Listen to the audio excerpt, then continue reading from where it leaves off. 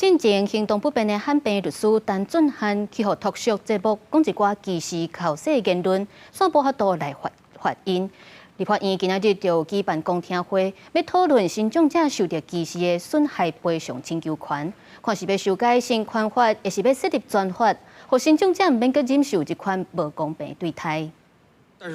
中央司记者王志安伫脱秀顶悬考试汉病律师陈俊翰，这种歧视身心障碍者的言行是引起外界一片批评的声音。不过，根据现行的新权法，确实无法通法。为着要法制更较完备，民进党立委办公听会，邀请各界新疆和法律代表来参加讨论，希望新疆者莫阁点忍受无公平的待遇和歧视。个人意见是倾向是要采取双轨制，就是我觉得民事 跟行政都要有，而我们现在的国内关于是这个反歧视条款哈，大家可以去参考，像是性别平等工作法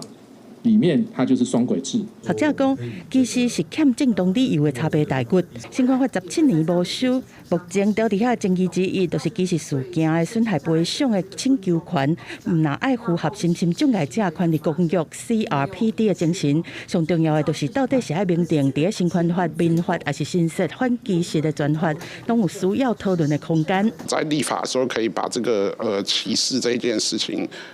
可以先定义清楚，那这件事，我觉得对于民众也不会这么的恐慌。我觉得应该是要立专法啦，因为如果把它放在民法里面，说实在，像我们很多是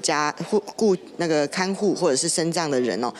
他不符合低收，那光是法服这个在低收上面就有一些限制。法务部回应讲，民法第一性质上是普通法，对新障者歧视行为的处理定数，并不是民法规范的范围。伫民法内面规定并无适当。 有退休的教授是认为讲，无论修法的方向安怎进行，上重要的就是地方政府基层人员的训练甲唔落实，无新障者的平权永远只是口号尔。记者综合报道。